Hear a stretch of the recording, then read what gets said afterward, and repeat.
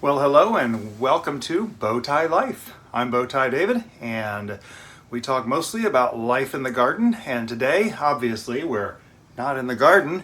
We are in the kitchen, and we're going to do something a little bit different. I made a comment a few videos ago about how I make banana bread, and someone said, "How do you make banana bread?" And well, I just thought, you know what, I'm just gonna make a video real quick, and if y'all like it, great. If not, great. I got another video out there, but let me know if you'd like to see more things like this.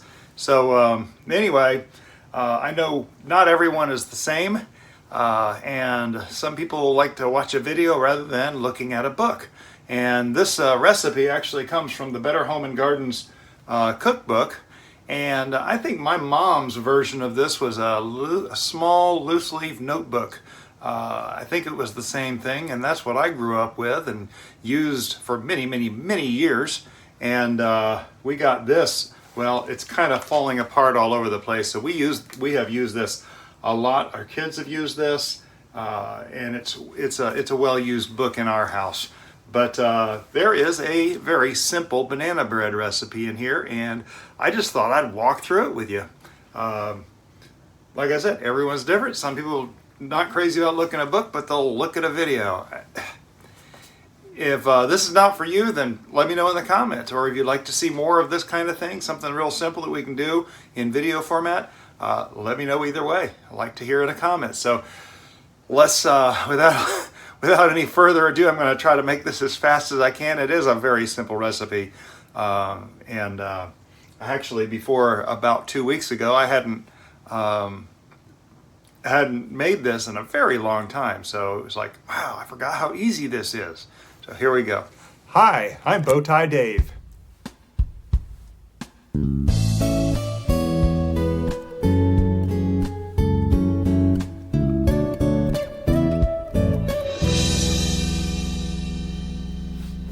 So contrary to every single instinct of my ADHD brain, I have pulled out all the ingredients that we're going to be using for this recipe and laid them out. We've got all the ingredients over here. I got my measuring spoons, measuring cups, a bread pan, and a couple of bowls for dry and wet ingredients that we're going to be using here. So if you watch any of my videos, you know that I am in no way a chef. I am not a cook. I don't think I'm that great of a cook, but I do occasionally cook things. And so I did take home ec in high school. How many of y'all did that? Put a comment below and tell me how many of you actually went to home ec and what year that was. That might be an interesting thing to see. And I'm going to put up the ingredients on the screen here across the bottom so we can kind of get an idea. Let me adjust that camera just a little bit. There we go.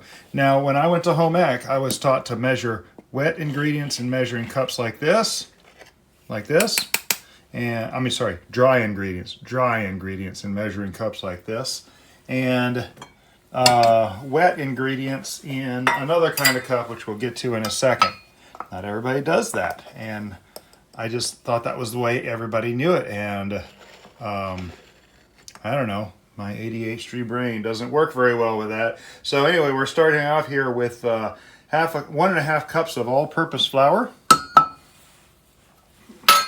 And I'm going to use these measuring cups again, so I'm just setting them aside over here.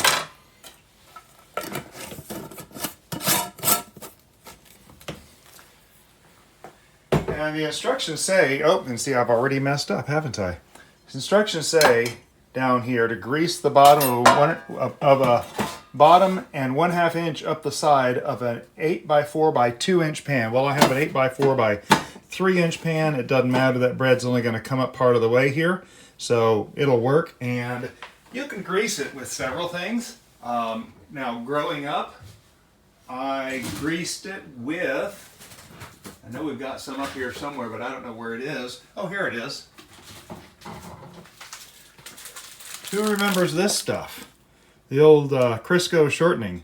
It comes in sticks now. It still comes in the tub like it did, but we buy it in the sticks because you can open one stick. We use it so seldom. We'll open just one package and use it until it's kind of nasty and go from there. I find that the spray stuff also works pretty good too.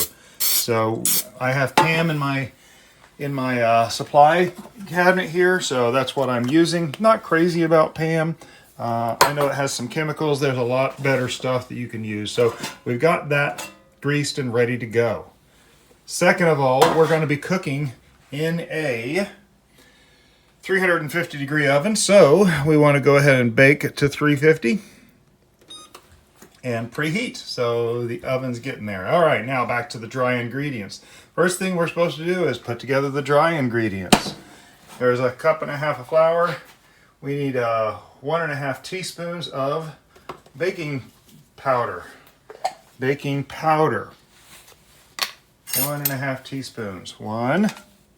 Whoops. I don't know how fresh this baking powder is. It's the same powder I used last time and it seemed to do okay.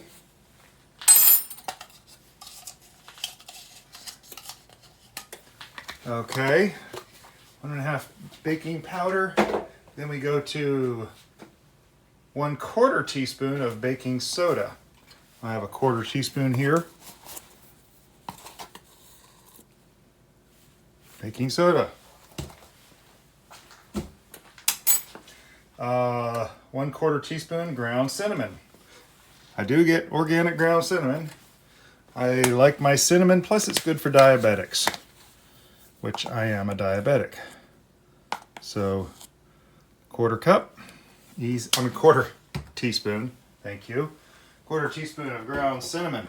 The next dry ingredient is 3/4 cup of sugar. And I just have Walmart brand sugar here. And I don't have a 3/4 cup measure, but I do have a 1/2 and a 1/4, which equal to 3/4. So there's 1/2 cup, plus another 1/4 cup of sugar.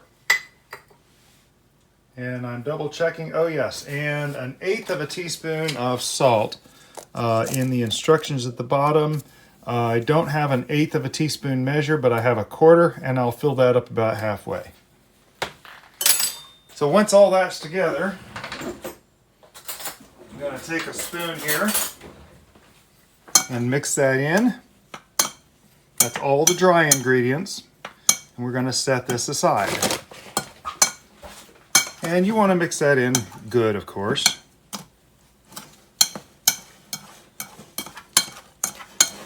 All right.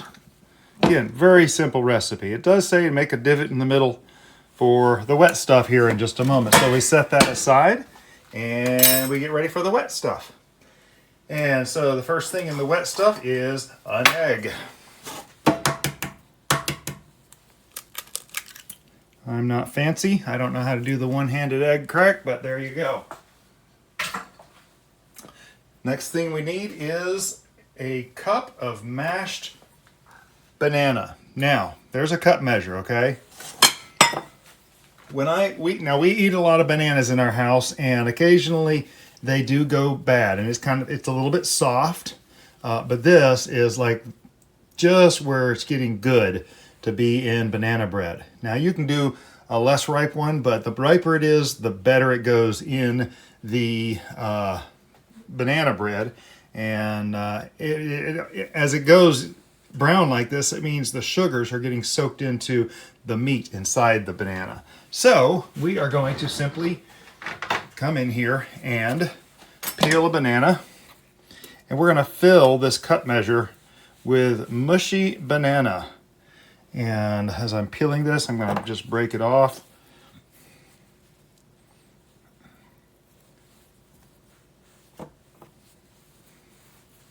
See how much we can fit in here.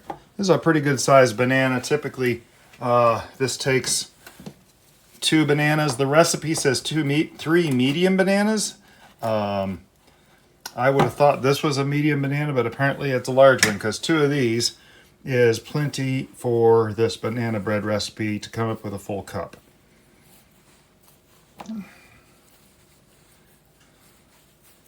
And I'm doing this real time because I want you to see how easy this really is. It's a quick recipe, doesn't take a lot of work, and I'm just getting a spatula and squishing it down in here. And you can see 2 bananas is almost exactly a cup. So now there's our cup of mushy bananas. And we will mix that into the bowl here in just a moment. Next is a 1/4 cup of vegetable oil. Now, in home ec, I was taught to measure liquid ingredients in something like this. I don't know if you heard that when you were in home ec or if you took home ec. I'm going to just use this because it's just a 1/4 cup. And the only thing I've had in here is a little bit of sugar. So I'm just going to put it in here. Boom, there we go. So that's the wet ingredients. And we need to mix those up now.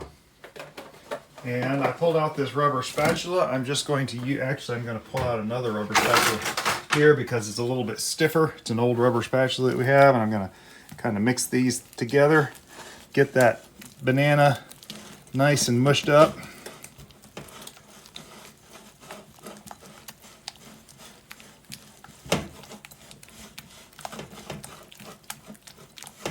And because the banana is really ripe, it's real easy to mush up. Okay, so now that we're at that point, we want to put it in the divot in the dry ingredients. I haven't taken very much time on this, you'll notice. Of course, it is nice to have all the ingredients pulled out ahead of time. That was mainly for production. I don't normally do it that way, but you want to just kind of mix this together enough to where the flour, the dry ingredients are wet. You're not supposed to overmix this. The more you mix it, I don't know if it's true of this, the more you mix it, the tougher it is. I'm not sure. If you want light, I know that applies in some recipes. If you want light, fluffy, whatever, you have to work the dough very little. Not sure if that's true of banana bread or not. Mrs. Bowtie has a lot of British Bake Off championships on, and it's one of the things I catch as I'm wandering around aimlessly in the house and hear her stuff in the background. But you can see it's almost all wet. It's kind of making a dough.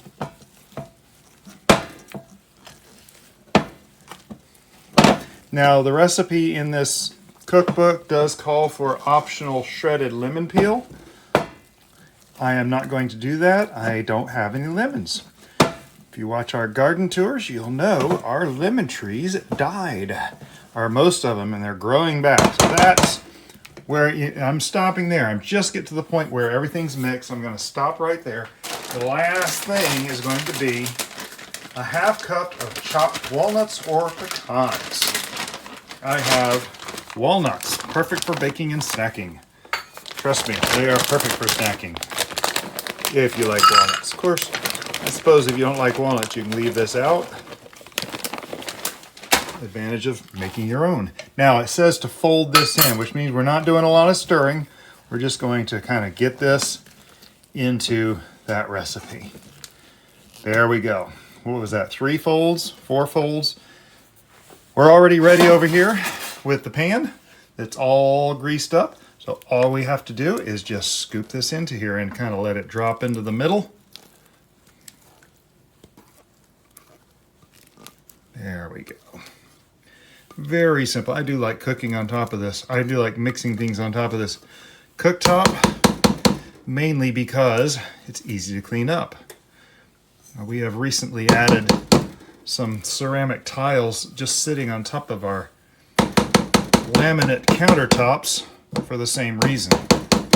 But there we go.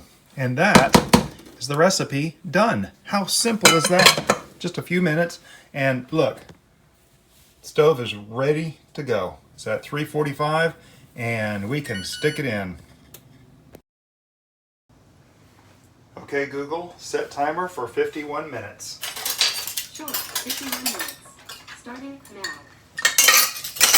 Now the reason why I said 51, it's 50 to 55 minutes. Sometimes if I say 50, Google says 15. Very confusing, especially when your recipe is underbaked.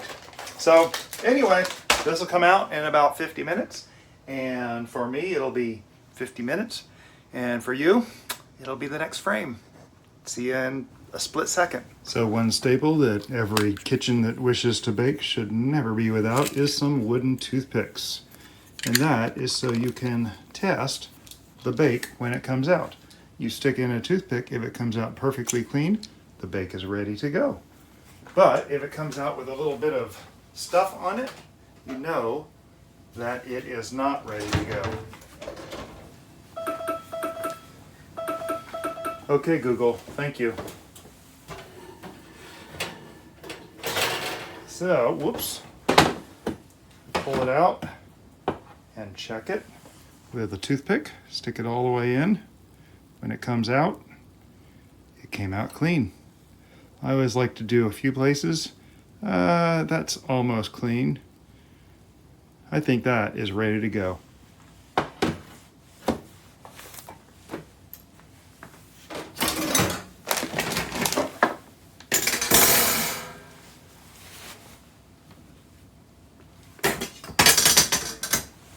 So it needs to cool on a rack for a little bit.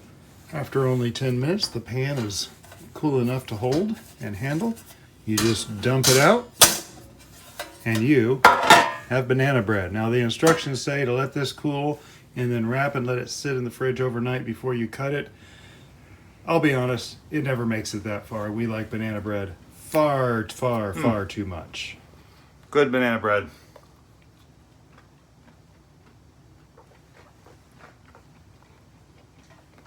Very simple, easy recipe. It's in that cookbook. It's a regular cookbook most of us grew up with, but it's very fast and simple. So if you enjoyed this video, please click the thumbs up. Let me know in the comments below what's your favorite recipe from the old cookbook that we all grew up with, the Better Homes and Garden cookbook. I know I grew up with it, and I cooked a number of things out of it as a kid with my mom's cookbook. But anyway, maybe this will just serve as a reminder of something we used to do that was very easy. We like a lot of bananas in our house, and sometimes they just sit too long, and it's a good use for them. Yeah, let me know in the comments what's your favorite little recipes like this to do. Also, let me know if you'd like to see more little videos like this talking about just baking some simple recipes. I am not a chef, so if I'm cooking something, believe me, it's about as simple as it can get. Yeah, please subscribe to Bowtie Life on YouTube if you have not done so already. We are trying to grow not only the Bowtie Life community, but we're also trying to grow the community of all homesteaders and gardening channels on YouTube. And we were trying to let the algorithms know that these are very important channels for information that is going to be important for generations to come. If you have subscribed, thank you so much. You're my heroes. Everybody that's subscribed and watches the videos, y'all are awesome, awesome, awesome. Thank you so much. If you thought this was informational, educational, inspirational, or just entertaining, click the thumbs up on this video and share it on your social media. These are all free things that you can do to help grow the community yourself. So yeah, that's about it. I better let Mrs. Bowtie know, because she doesn't know I'm already eating banana bread, because she likes it too. But have a blessed day.